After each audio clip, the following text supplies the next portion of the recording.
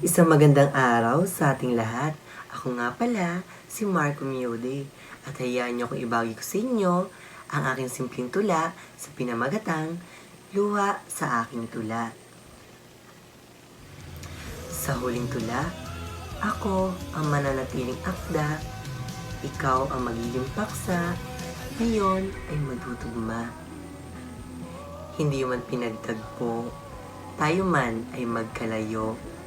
Sa huling tula, ikaw ang aking huling luha. Iba man ang iyong kabanata, iba man ang iyong paksa, sa iyo pa rin magmumula ang luha sa aking tula.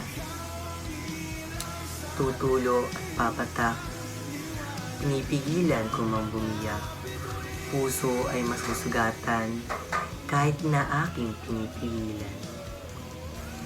Ikaw ang mananatili kong inspirasyon, iba man ang iyong destinasyon. Mananatili ka sa aking imahinasyon, kahit na hindi ako ang nais mo ngayon. Luha sa aking tula, sa iyo ay nagmula. Hahayaan na lang umatak kahit na masakit na. Titiisin ko na lamang ito, aking sinta.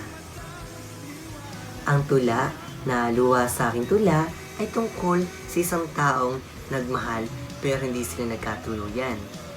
Ipinapakita rin dito na kahit nasaktan ng isang tao ay hindi nawala ang kanyang pagmamahal.